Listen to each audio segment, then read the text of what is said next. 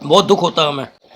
जो दिल्ली का मुख्यमंत्री है अरविंद केजरीवाल जी, अफसोस होता है इन पे कि ये ऐसे ऐसे लोगों के इनके साथ हैं जो अभी आपके सामने जो अल्पसंख्यक आयोग का जो चेयरमैन है अफजलू, उसने जो विघटनकारी बातें दी हैं और मलेशिया में बैठे हुए जो इनका प्रवक्ता है उसकी तारीफ़ करी है। मैं केजरीवाल को कहता हूँ, आप गद्दार की गद्दी ना अपनाइए। आप गद्दारों का साथ क्यों देते हैं? जो देश के साथ गद्दारी करते हैं, देश में हिंदू मुस्लिम करते हैं, आप इनका साथ क्यों देते हैं?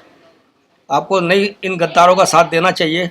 इस देश का ये खाते हैं, इस देश का ये लेते हैं, उसके बावजूद इस देश की ये जड़ें खोदते हैं। इन गद्दारों को आपको अपनी पार्टी से बाहर करना चाहिए। जिन गद्दारों को आप देश के गद्दारों को सहूलत दे रहे हैं, उनको सहूलत बंद कर देनी चाहिए। सारी सहूलतें नहीं मिलनी चाहिए। आप जमाती वालों को भी 40,000 पर महीना देते थे।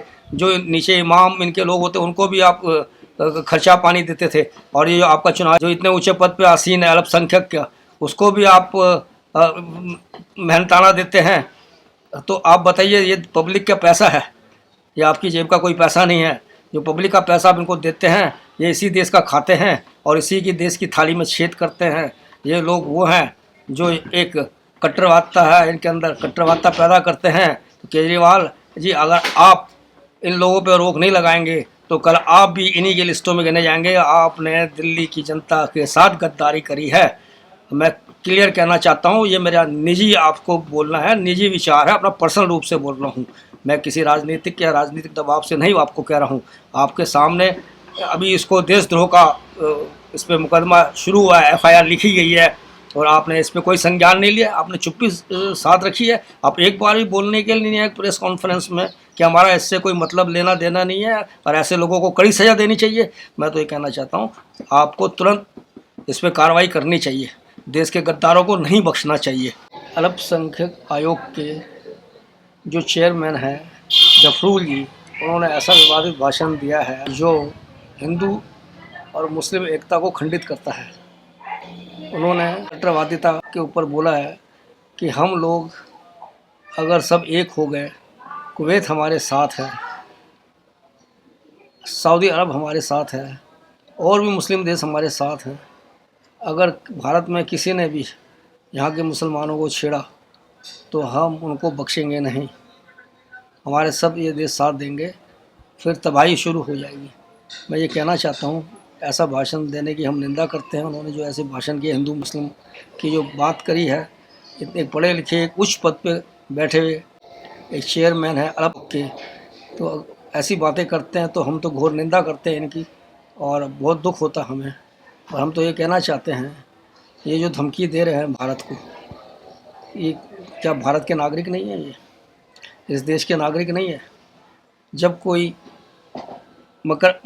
जमाती निजामुद्दीन के बगराती वहाँ का एक खुलासा होता है, उसके बारे में ये चुप रहते हैं। जब साधु संतों की हत्या होती है तब ये चुप रहते हैं, कुछ नहीं बोलते। जो उच्च पद पर बैठे चेयरमैन जफरूल है, जब यहाँ पर एक आम आदमी पार्टी का पार्षद दंगे करवाता है दिल्ली में, तो तब ये चुप बैठे रहते हैं। शाहीन बाग के ऊपर भी चुप बैठे रहते हैं। तो इनकी क्या नीयत है? ये तो नीयत साफ पता लग रही है, ये भारत के लोग या नागरिक नहीं हैं। ये इनके वंशज बाहर से आए यहाँ बस गए हैं और ये जो हिंदुस्तान के जो हिंदू हैं उनको धमका रहे हैं, डरा रहे हैं। हिंदू डरने वाला नहीं है। हिंदू हमेशा दया का पात्र रहता है, हमेशा अपना दया के सहयोग का काम करता है। अगर ये लोग चाहते हैं कि हिंदू मुस्लिम करके हम लोग फिर से मुग़ल साम्राज्य ले आ जाएंगे, तो ये एक इनका ख्वाब है। ये ऐसी गलती ना करें। और उन लोगों के लिए भी है जो कट्टरवादिता करते हैं, कट्टर करते हैं, जिन्होंने इस देश के अंदर अभी कोरोना फैलाया है, चाइना से आया, विदेशों से आया, उसके बाद मकरती जमातों ने एक कोरोना का पूरा जाल फैलाया श्रीनगर से लेकर कन्याकुमारी तक। फिर भी यहाँ पर इस देश ने उनका इलाज किया, उनको सहारा दिया और ये उसके बावजूद भी ये लोग किसी और देश के ख़िलाफ़ नहीं बोलते हैं, जो हिंदुस्तान के खिलाफ हैं, तो ये नागरिक कैसे हो सकते हैं इस देश के, जब ये अपने देश को बचाव के पक्ष में नहीं आते। जो देश की सरकार है, प्रेजेंट सरकार है, मौजूदा सरकार है, उसके कार्यों की सराहना नहीं कर सकते ये, तो ये और क्या कर सकते हैं ये लोग। जो कोरोना है, ये किसी का मजहब, किसी की जात, या किसी ऊँचे पैसे वाला या किसी गरीब को जान कर नहीं आता। ये किसी पर भी आ सकता है, इसको रोक नहीं सकता। आज पूरा विश्व कोरोना की लड़ाई लड़ रहा है। तो ऐसे वक्त में ये लोग ऐसे बोलते हैं, हिंदू मुस्लिम करते हैं, तो दुख होता है। हम तो ये कहना चाहते हैं, जो कानूनी कठोर कार्रवाई बनी है, कानून बना है, उसके अंतर्गत कार्रवाई हो, या ये देश से माफ़ी मांगे। अगर नहीं मांगते हैं तो हमें आपके माध्यम आपके समाचार चैनल के माध्यम से मालूम चला है कि उन पर कार्रवाई, पुलिस ने एफआईआर लिख ली है, उन पर धारा देशद्रोह का लगा दिया है। और मैं तो ये कहता हूँ, इनके जैसे पढ़े लिखे लोग और अच्छे पदों में बैठे हुए बहुत से लोग हैं, उनकी जांच करी जाए, उनको निकाला जाए ढूंढ ढूंढ कर। और देखिए, हमारे दिल्ली के मुख्यमंत्री जो इस आयोग को, जो आयोग इनके अंडर है, ये भी चुपचाप बैठे हैं। केजरीवाल भी चुप बैठे हैं। जिस प्रकार सोनिया गांधी चुप बैठे थी, कांग्रेस महाराष्ट्र में कांड हुआ था पालघर का, इसी प्रकार से केजरीवाल भी चुप रहे। दिल्ली में दंगा हुआ, उनके पार्षद ने दंगा कराया आम आदमी के, वो चुप रहे। उसको बचाने की कोशिश में केजरीवाल की टीम लगी रही। अब ये जफरूल ने बोला है, जो अल्पसंख्यक आयोग का चेयरपर्सन है, तो इस पर भी चुप्पी साधी रखी है। इस पर भी कुछ नहीं कह रहे कि जो इन्होंने कहा है ये गलत है, मैं इसकी निंदा करता हूँ। ठीक है, सबका अपना अपना विचार है, अपना विचार रखते हैं, स्वतंत्रता है उनको कहने की, पर ऐसी बात तो नहीं करी जाती जिससे देश को तोड़ने की बात हो, देश की विभाजन करने की बात हो। तो मैं तो घोर निंदा करता हूँ इस बात की। और मैं तो ये कहता हूँ, इनके जैसे पढ़े लिखे लोग और अच्छे पदों में बैठे हुए बहुत से लोग हैं, उनकी जांच करी जाए, उनको निकाला जाए ढूंढ ढूंढ कर। और देखिए, हमारे दिल्ली के मुख्यमंत्री जो इस आयोग को, जो आयोग इनके अंडर है, अल्पसंख्यक आयोग, ये भी चुपचाप बैठे हैं। केजरीवाल भी चुप बैठे हैं। ऐसे बड़ा दुर्भाग्य है। आप देखिए ना, कांग्रेस के लोग कितने चुप्पी साध के बैठे हुए हैं। अभी महात्माओं की संत की हत्या की जाती है, उसमें भी चुप्पी साधी बैठे होते हैं। आर भारत के पत्रकार के ऊपर जा रहे होते हैं, उनके मिसेज, और उसमें रात को अपने गुंडे भेज के उन पर अटैक कराया जाता है। और फिर भी नहीं बोलते हैं कि भाई ये हमारा इसमें हाथ है या नहीं है, कोई सफाई नहीं देते। और इनके प्रवक्ता लोग हैं, अनगढ़ प्रवक्ता, अनगढ़ कोई भी बात नहीं करते देश के बारे में, ऐसी बातें करते हैं जो उस बात से लिंक नहीं करता है। कैसे प्रवक्ता होते हैं इनको? या तो इनके प्रवक्ता को नॉलेज नहीं है, या अपने प्रवक्ता को एक नकली प्रवक्ता भेजते हैं हम आपको बोलने के लिए। मैं साफ आपके माध्यम से कहना चाहता हूँ, भाई इस देश का सोचो। ये देश, पूरा संसार, पूरा वर्ल्ड एक ऐसे रोग से घिरा हुआ है। कोरोना रोग जो चाइना से वायरस हुआ था और आज हर जगह फैल गया है, कितने लोगों की जानें जा चुकी हैं, उसके बारे में इनकी कोई शोक क्षमता नहीं है, कोई सत्यता नहीं है इनकी। ये लोग हमेशा ही लोगों को भड़काने की कोशिश करते हैं, उनको हमेशा गुमराह करने की कोशिश करते हैं। इन पे बैन होना चाहिए इस तरह का।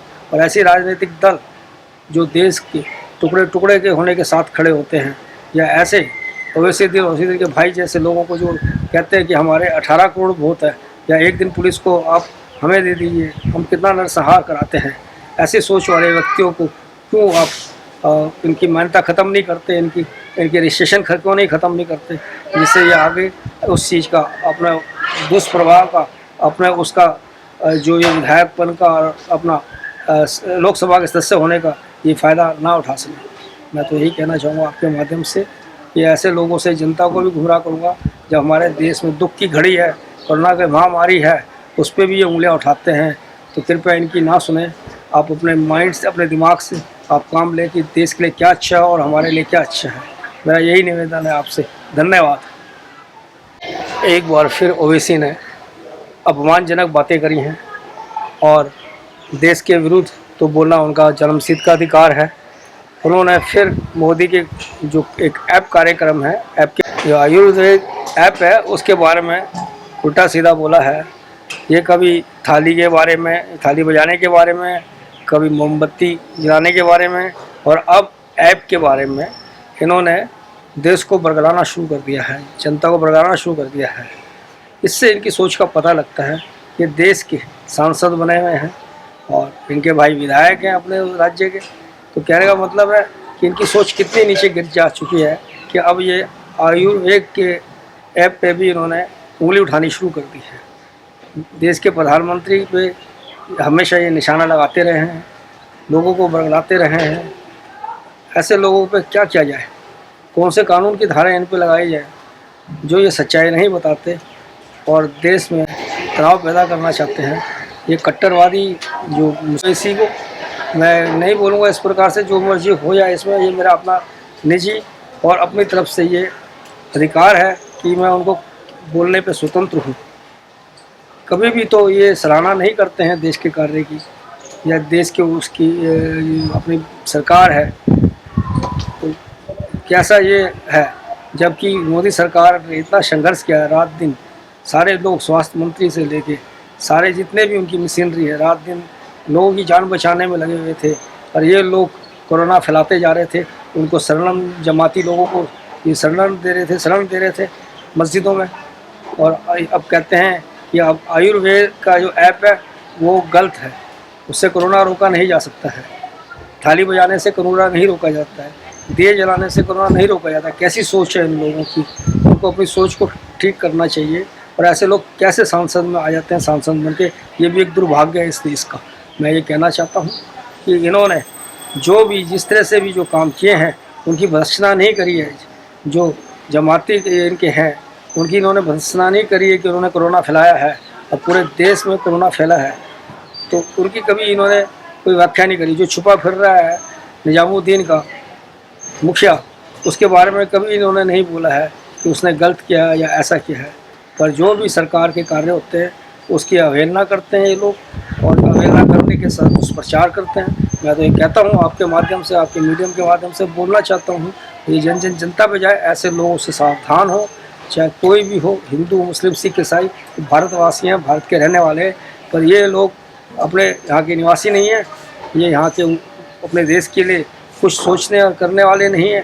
तो मैं तो ये कहना चाहता हूँ कि ऐसा सख्त कानून बनाया जाए